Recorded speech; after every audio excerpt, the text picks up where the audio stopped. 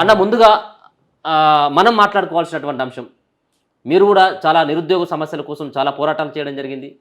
ఇటీవల చూసుకున్నట్టయితుంటే మనం ముందుగా డిఎస్సికి సంబంధించినటువంటి విషయాన్ని మాట్లాడుకోవాలి. డిఎస్సికి సంబంధించినటువంటి విషయంలో పిల్లలంతా రకరకాలైనటువంటి పోస్టులు పెడతా ఉన్నారు. మరి పడక పడ్డటువంటి ఉద్యోగాలకి మాకు సమయం కావాలని చెప్పేసి కోరుతా ఉన్నారు. వాళ్ళు అడిగినటువంటి డిమాండ్‌లో న్యాయం ఉందా? గతంలో మీరు రేవంత్ రెడ్డి పక్కనే ఉండి కూడా మీరు దగ్గరుండి చూడడం జరిగింది. వాళ్ళకు హామీ ఇచ్చే విషయంలో కావచ్చు. అసలు వాళ్ళు అడిగినటువంటి న్యాయపరమైనటువంటి డిమాండ్‌లేనా? లేకపోతే సాంకేతిక పరమైనటువంటి ఇబ్బందులు ఏమైనా వస్తాయా? అసలు పోస్టులు పెంచాల్సినటువంటి అవసరం ఇప్పుడు ఉంటుందా లేదా అనేది అడిగితే మీరేమైనా సమాధానం చెప్తారు? ముందుగా మన తొలి వెలుగు ప్రేక్షకులకి, తెలంగాణ సమాజానికి కొన్ని విషయాలు మనం వాస్తవాలు విశ్లేషించాలి రాజకీయాలకు అతీతంగా. ప్రపంచవ్యాప్తంగా ఇవాళ ప్రధానంగా అన్ని దేశాలు ఎదుర్కొంటున్న ప్రధాన సమస్య నిరుద్యోగ సమస్య. ఇది ఒక తెలంగాణకో భారతదేశానికో పరిమితమైన సమస్య కాదు.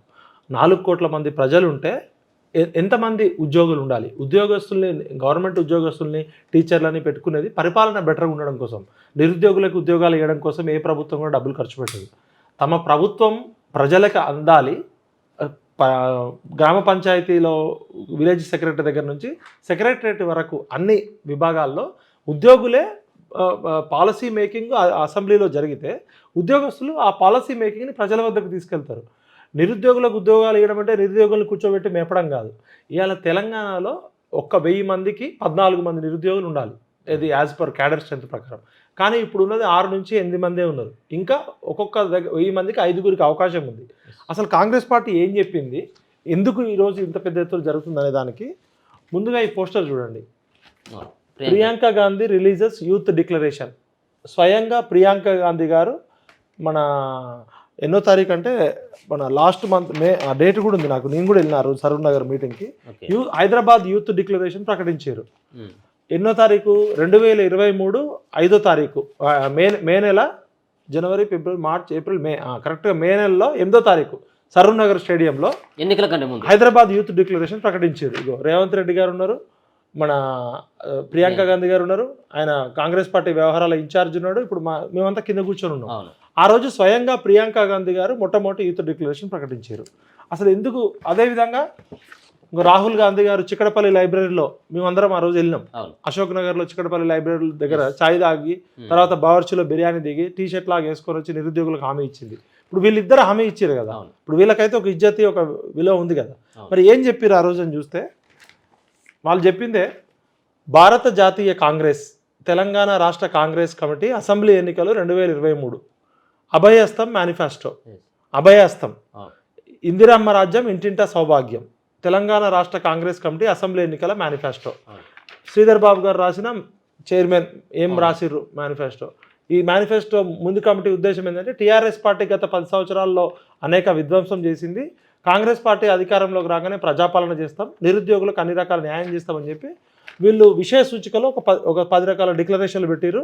34 అంశాల మీద, 37 అంశాల మీద వాళ్ళు పెట్టారు. దీనిలో హైదరాబాద్ యూత్ డిక్లరేషన్ అనేది ఇప్పుడు ప్రియాంక గాంధీ గారు చెప్పారు. మీరు కూడా డౌన్లోడ్ చేయండి. కాంగ్రెస్ పార్టీ మేనిఫెస్టో 9వ పేజీలో ఏముందో చూస్తే, హైదరాబాద్ యూత్ డిక్లరేషన్, అమరవీరులు, ఉద్యమకారుల అంశం అనేది తర్వాత చర్చిద్దాం.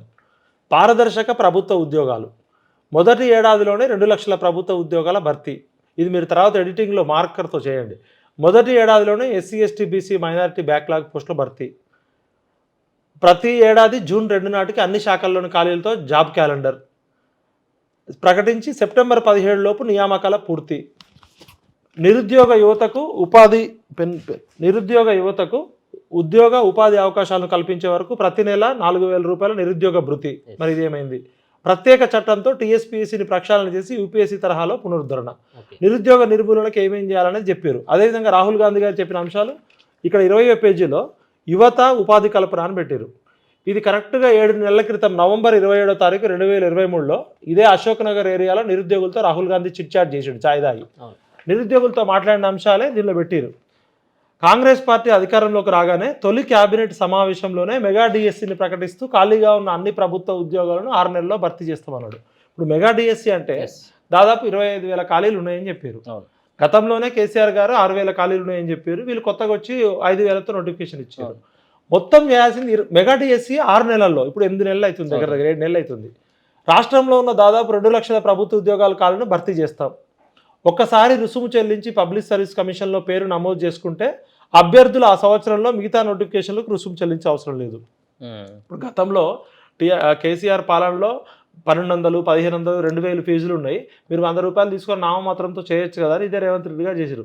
ఇప్పుడు కానిస్టేబుల్ పరీక్షకు కూడా 1500, 1200 వసూలు చేస్తున్నారు. ఒక్కొక్క పోస్టులకి అప్లై చేయాలంటే 2000 నుంచి 3000 ఖర్చు అవుతుంది. ఇలా 2,50,000 కోట్ల బడ్జెట్ ఉన్న తెలంగాణ ప్రభుత్వంలో నిరుద్యోగుల నుంచి నామమాత్రం 50 రూపాయలు, 100 రూపాయలు వసూలు చేయొచ్చు కదా. అన్ని ప్రభుత్వ కాంట్రాక్ట్లో నిరుద్యోగ యువతకు అవకాశం కల్పిస్తాం. ప్రతి జిల్లా కేంద్రంలో ఒక పారిశ్రామిక వార్డును ఏర్పాటు చేసి దానికి అనుగుణంగా ఉపాధి నైపుణ్య కేంద్రాన్ని ఏర్పాటు చేసి ప్రతి నిరుద్యోగ యువతకు ఉపాధి కల్పిస్తాం. రాష్ట్రంలోని అన్ని నియోజకవర్గాల్లో విద్యార్థులకు పోటీ పరీక్షలకు గాను తెలంగాణ స్టడీ సర్కిల్ ఏర్పాటు చేస్తాం.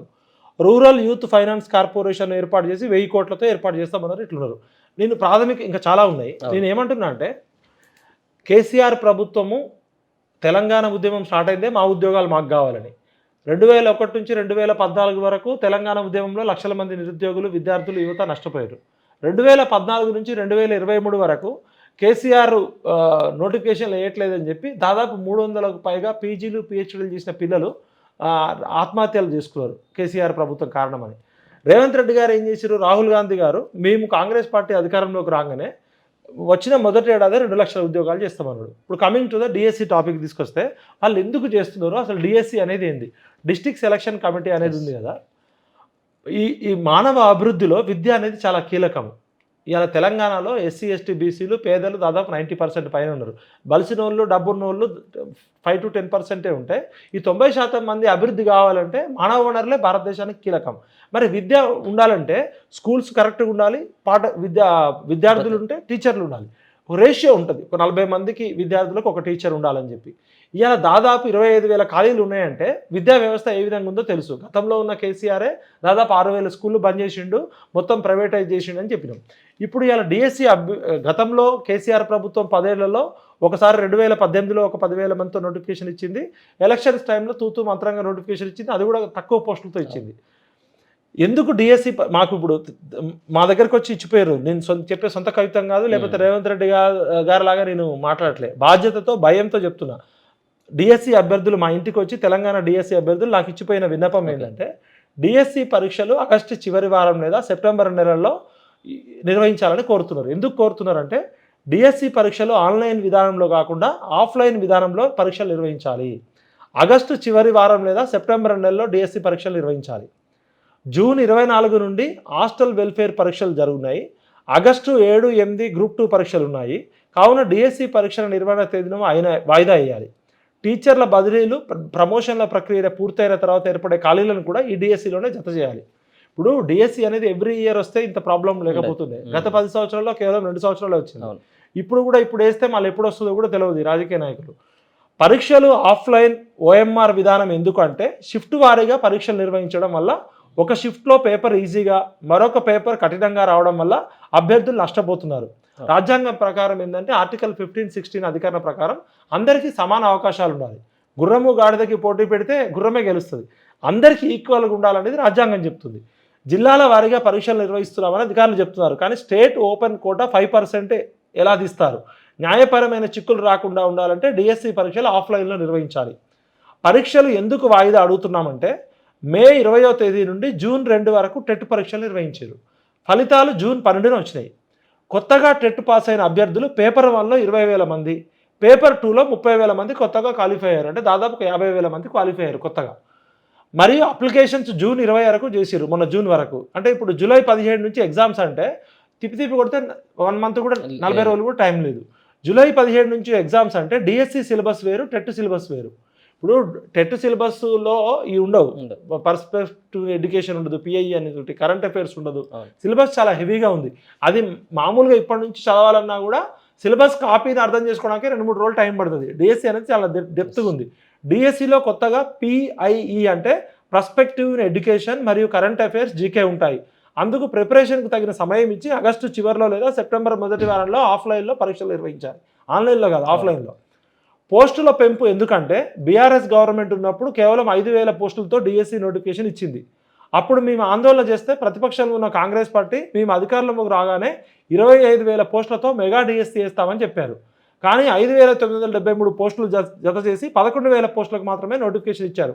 ఇప్పుడు ట్రాన్స్ఫర్స్ ప్రమోషన్స్ ద్వారా ఏర్పడే ఖాళీలను కూడా ఈ డిఎస్సిలో జత చేయాలని కోరుతున్నాం. అంటే వాళ్ళు చెప్పడానికి వీళ్ళు అడ్డ మీద కూలీలు కాదు, మరి మా దగ్గరకు వచ్చిన వాళ్ళు పెయిడ్ వర్కర్స్ కాదు, వాళ్ళంతా గ్రామీణ ప్రాంతాల నుంచి వచ్చిన వాళ్ళు. వాళ్ళు ఇంకా ఏమని చెప్తారంటే పేపర్ 1కి పేపర్ 2కి ఉన్న తేడా కూడా చెప్తారు. వాళ్ళు ఇచ్చిన వివరాల ప్రకారం టెట్లో పేపర్ 1 డిఈడి పాస్ అయిన వాళ్ళు, దానిలో ఎస్జిటికి ఎలిజిబిలిటీ ఉంటుంది. దానిలో టీచింగ్ సబ్జెక్ట్ ఉంది, సైన్స్ ఉంది, మ్యాథ్స్ ఉంది, సోషల్ ఉంది, ఎడ్యుకేషన్ మెథడాలజీ ఉంది. సెకండ్ పేపర్ బీఈడి వాళ్ళు స్కూల్ అసిస్టెంట్ కోసం.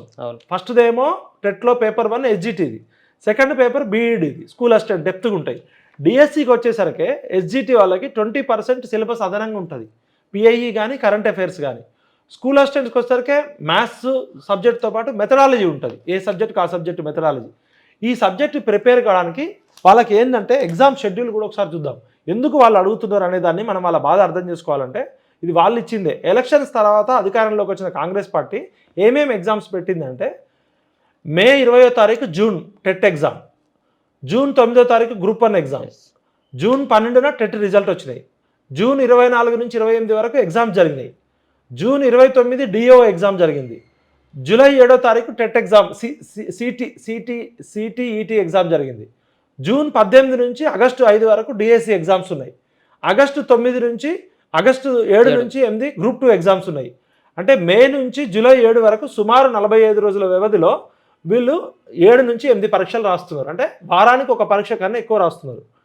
టెట్ రిజల్ట్ జూన్ 12 నుంచి జూలై 17 వరకు 35 రోజులు ఉంది. ఈ 35 రోజుల్లో 12 రోజులు ఎగ్జామ్స్కి పోతే వాళ్ళకి మిగిలింది 24 రోజులే. 24 రోజుల్లో సిలబస్ ప్రిపేర్ అవ్వడం సాధ్యమా? ఇప్పుడు ఇన్ని ఎగ్జామ్స్ ఉన్నాయి కదా వాళ్ళకి, 24 రోజుల సమయం మాత్రమే ఉంది. టెట్ సిలబస్ వేరు, డిఎస్సి సిలబస్ వేరు. రాక నోటిఫికేషన్ వస్తుంది, మాకు కూడా అవకాశం ఏమని చెప్తారు. ఇప్పుడు కొత్తగా టెట్ క్వాలిఫై అయిన వాళ్ళు ఉన్నారు, ఒక 50,000 నుంచి 1,00,000 మంది, వాళ్ళకు కూడా అవకాశం వస్తుంది కదా. ఇప్పుడు పాత వాళ్ళు ఏమి మాకు ఇప్పుడే ఎగ్జామ్ పెట్టమనట్లే. డిఎస్సి అభ్యర్థి ప్రిపేర్ అయ్యేటోళ్ళు గ్రామీణ ప్రాంత అభ్యర్థులు, పేదవాళ్ళు, ఎస్సీ ఎస్టీ బీసీలు, పేదరికంలో ఉన్న వాళ్ళు టీచర్ పోస్టుకి బతకలేక పడిపోతులు అనేది ఉంటుండే. బలిసిన వాళ్ళు సాఫ్ట్వేర్ జాబ్లోకి వెళ్తారు, అమెరికాకి వెళ్తున్నారు, లేకపోతే ఎక్కువ ఆర్థిక స్తోమత ఉన్న వాళ్ళంతా వేరే జాబ్లోకి ప్రిపేర్ అవుతున్నారు. వీళ్ళు ఏంటంటే ప్రైవేట్ జాబులు చేసుకుంటూ, ప్రైవేట్ టీచర్ జాబులు చేసుకుంటూ డిఎస్సి ప్రిపేర్ అవుతారు. నోటిఫికేషన్ వచ్చినప్పుడు జాబ్స్కి లీవ్ పెట్టుకొని గవర్నమెంట్లో ఎస్జిటి ప్రిపేర్ వాళ్ళు స్కూల్ అసిస్టెంట్కి పెట్టుకుంటారు, వేరే జాబులన్నీ బంద్ చేసి అప్పులు చేసుకొని సీరియస్గా కోచింగ్ తీసుకుంటారు. వాళ్ళకి ఇది సివిల్ సర్వీస్ లాగా దీర్ఘకాలికంగా ప్రిపేర్ కావడానికి వాళ్ళకి అంత ఆర్థిక స్తోమత ఉండదు. కాబట్టి వాళ్ళని అర్థం చేసుకోవాలి. ఇప్పుడు ముఖ్యమంత్రి గారు బాధ్యత లేకుండా వీళ్ళంతా పెయిడ్ ఆర్టిస్టులు, వీళ్ళు అడ్డ మీద కూలీలు, వీళ్ళకి సన్నాసులు, చదువు రానోళ్ళు అంటే ఇలా చాలామంది గవర్నమెంట్ జాబ్కి ప్రిపేర్ అయ్యేటోళ్ళ మానసిక స్థితి ఎట్లుంటుందంటే మేమేమైనా ఆందోళనలు రాస్తారోకాలు చేస్తే కేసులు అయితాయేమో, మా ఉద్యోగాలు పోతాయనే భయంతో అందరు రాకపోవచ్చు. ముఖ్యంగా డిఎస్సి టీచర్లు ప్రిపేర్ అయ్యేటోళ్ళు ఎక్కువ మంది అమ్మాయిలు ఉంటారు. వాళ్ళు మీడియా ముందుకు వచ్చి మాట్లాడలేరు, రాస్తారోకాలు చేయలేరు, ధర్నాలు చేయలేరు. ఒకటి పోలీస్ కేసులు అయితేనే భయము, సెకండ్ ఎక్కడ మేము ప్రభుత్వానికి వ్యతిరేకంగా మాట్లాడితే మమ్మల్ని కార్నర్ చేస్తున్నామని. 3 అమ్మాయిలు ఇళ్లలో కూడా మాట్లాడనియరు. జనరల్గా అబ్బాయిలకు ఉన్నంత స్వేచ్ఛ ఉండదు. 80% గ్రామీణ ప్రాంతాల నుంచి వచ్చిన వాళ్ళని రేవంత్ రెడ్డి గారు ఇదే గ్రామీణ ప్రాంతం నుంచి, కొడంగల్ నుంచి వచ్చిన, పేదరికం నుంచి వచ్చిన చెప్తారు కదా, ఎందుకు ఇట్లా మాట్లాడుతున్నాడు, వీళ్ళ మీద కక్ష కట్టడం ఏంటి? ఇలా మేము బతికి ఉండడం కన్నా మాకు పాడగట్టని అంటున్నారు డిఎస్సి అభ్యర్థులు. మరి డిఎస్సి అభ్యర్థులు చేసే ఉద్యమము జెన్యూన్ ఉద్యమం కాదు అంటున్నారు. ఇది కోచింగ్ సెంటర్ల మాఫియా అంటున్నారు. కోచింగ్ సెంటర్ల మాఫియా ఎవరైతే చేస్తున్నారో, ఇప్పుడు రేవంత్ రెడ్డి గారు మాట్లాడారంటే ఒక బాధ్యత గల ముఖ్యమంత్రి ఇంటెలిజెన్స్ ఇన్ఫర్మేషన్, పోలీస్ డిపార్ట్మెంట్ ఇన్ఫర్మేషన్తో మాట్లాడతారు కదా. ఏ కోచింగ్ సెంటర్లు, ఏ కోచింగ్ సెంటర్ల మేనేజ్మెంటు ఈ డిఎస్సి వాళ్ళని పురిగొల్పుతుంది? మరి ఆ పేర్లు చెప్పాలి కదా, వాళ్ళ మీద కేసులు పెట్టాలి కదా. ఒక్కొక్క కోచింగ్ సెంటర్కి నెలకి 100 కోట్ల రూపాయల ఆదాయం వస్తుందని చెప్తున్నారు. రేవంత్ రెడ్డి గారి దగ్గరకు కూడా కొంతమంది కోచింగ్ సెంటర్ వాళ్ళు వచ్చి పైరవీ చేయాలని చూసిరట. మరి వాళ్ళ మీద ఎందుకు కేసు పెట్టలేదు? రేవంత్ రెడ్డి గారికే కోచింగ్ సెంటర్ వాళ్ళు 100 కోట్లు ఇస్తాము, మీరు వాయిదా వేయండి అని చెప్పిరట. మేము ఎట్లా బతకాలి, నెలకి 100 కోట్లు వస్తాయని చెప్పి చాలామంది కోచింగ్ సెంటర్ వాళ్ళు ఈయన దగ్గరకు వచ్చిరట, వచ్చి పైరవీ చేయబోయారట. మరి ఆ కోచింగ్ సెంటర్లు ఎవరు? వాళ్ళ మీద ఇమీడియట్గా రేవంత్ రెడ్డి గారికి లంచం వేయడానికి వచ్చారు కదా వాళ్ళు. మరి వాళ్ళ మీద కేసు పెట్టాలి కదా. ఈ ఎడ్యుకేషన్ మాఫియా, ఈ కోచింగ్ సెంటర్ల మాఫియా ఎవరో వాళ్ళ పేర్లు బయటకు పెట్టాలి కదా. ఇప్పుడు రేవంత్ రెడ్డి గారు చెప్పారంటే దాని వాస్తవం ఉంటేనే కదా ఒక ముఖ్యమంత్రి. ఖచ్చితంగా రేవంత్ రెడ్డి గారు ఈ ఎడ్యుకేషన్ మాఫియా ఎవరు, ఈ విద్యార్థులను రెచ్చగొట్టి వాళ్ళని అడ్డ మీద కూలీలాగా, గతంలో రైల్వే ఉద్యోగాలు అప్పుడు చూసినాం, రైలు తగలబెట్టారు కొంతమంది సంఘ విద్రోహక శక్తులు వచ్చినాయని చెప్పారు. మరి ఇప్పుడు ఏ కోచింగ్ సెంటర్లు రేవంత్ రెడ్డి గారికి లంచం వేయడానికి వచ్చినాయి? మరి నిజంగా కోచింగ్ సెంటర్ వాళ్ళు నెలకు 100 కోట్లు సంపాదిస్తే మరి ఇప్పుడు రియాజ్ గారు కూడా కోచింగ్ సెంటర్ అభ్యర్థే, అశోక్ గారు కూడా కోచింగ్ సెంటర్ అభ్యర్థే. మరి రియాజ్ గారు ఎన్ని కోట్లు ఇచ్చి ఆ పదవి తీసుకున్నాడు రేవంత్ రెడ్డి గారికి? మరి అశోక్ గారు ఈ కోచింగ్ సెంటర్ల కోసమే ఉద్యమం చేస్తున్నాడా, ఆయన నిజంగా ఉద్యమం చేస్తున్నాడా? మరి ఇలా బక్కా జడిసన్ వెనకాల ఎవరున్నారు? ఏ కోచింగ్ సెంటర్ మాఫియా ఉంది? ఇవాళ మోతీలాల్ నాయక్ వెనక ఏ కోచింగ్ సెంటర్ మాఫియా ఉంది? అశోక్ సార్ దీక్ష వెనక ఏ కోచింగ్ సెంటర్ మాఫియా ఉంది? ఇమీడియట్గా ఒక కమిటీ వేయాలి. ఎందుకంటే మరి అమాయకమైన నిరుద్యోగులు రెచ్చగొడుతున్నారు కదా. మాట్లాడేటప్పుడు సోయి ఉండాలి. ముఖ్యమంత్రి గారు, మీరు 4 కోట్ల మందికి ఒక పెద్దన్నగా ఉన్నారు కదా. ఇవాళ మహిళలు మీ ఇంటి ముందుకు గురుకుల అభ్యర్థులు పదుల సంఖ్యల్లో 10ల సార్లు మీ ఇంటి ముందుకు ఎక్కడెక్కడి నుంచో 500 కిలోమీటర్ల దూరం నుంచి వచ్చి మోకాళ్ళ మీద నిలబడి కొంగు చాపి రేవంత్ అన్న మాకు అపాయింట్మెంట్ ఇవ్వండి, మాకు న్యాయం చేయమని 10-20 సార్లు వస్తే వాళ్ళని అరెస్ట్ చేయించారు. కానీ మీ ఇంటి ముందుకు వచ్చిన మహిళా అభ్యర్థులకు మరి అపాయింట్మెంట్ ఎందుకు ఇవ్వలే? గురుకుల మహిళా అభ్యర్థుల వెనకాల ఏ కోచింగ్ సెంటర్ మాఫియా ఉంది? ఏ రాజకీయ పార్టీ నాయకున్నాయి? అంటే రాజకీయ పార్టీలు రెచ్చగొడితే కోచింగ్ సెంటర్ మాఫియా ఇస్తే వీళ్ళంతా అర్ధరాత్రి, ఇప్పుడు మీరు అరెస్ట్ చేస్తే చలో ఎడ్యుకేషన్ డిపార్ట్మెంట్ అని అరెస్ట్ చేస్తే 100 మంది 1000 మంది గ్రౌండ్లు మొత్తం నిండుతున్నాయి కదా. వాళ్ళందరినీ తీసుకుపోయి పేట్ల బురూజ్ పోలీసు గ్రౌండ్లో పెట్టారు కదా. అర్ధరాత్రి 11 గంటల వరకు వాళ్ళకి కనీసం నీళ్లు లేవు, లైట్లు లేవు. బేసికల్గా కొన్ని 100 మంది మహిళా అభ్యర్థులు ఉన్నారు. చీకట్లో వాళ్ళు మొబైల్ ఫోన్లు పెట్టుకొని మొబైల్ కూడా డిశ్చార్జ్ అయిపోయింది. కనీసం మంచినీళ్ళు కూడా ఇయ్యరా వాళ్ళకి? వాళ్ళకి టాయిలెట్ సౌకర్యం కూడా ఇయ్యరా? ఇప్పుడు పోలీసులు అరెస్ట్ చేసినాక కూడా వాళ్ళకి భోజనాలు పెడతారు కదా. అట్లాంటిది వాళ్ళకి కరెంటు కట్ చేసి వాటర్ కూడా ఇవ్వకపోతే వాళ్ళకి దిక్కు లేక వాళ్ళు అక్కడే నిరాహార దీక్ష చేస్తుంటే 11 గంటలకి పొమ్మలు లేకుండా పొగ పెడితే వాళ్ళు అర్ధరాత్రి నడుచుకుంటూ 15 కిలోమీటర్లు నడుచుకుంటూ పేట్ల బురూజ్ ఓల్డ్ సిటీ నుంచి సిటీ కాలేజ్ నుంచి వాళ్ళు ఆర్ట్స్ కాలేజ్ దగ్గరికి వచ్చారు. ఆర్ట్స్ కాలేజ్ దగ్గరికి 12 గంటలకు 1 గంటకు వస్తే తెల్లవారుజామున 4:30-5 గంటల వరకు అట్లే కూర్చున్నారు దోమలు కుడుతుంటే.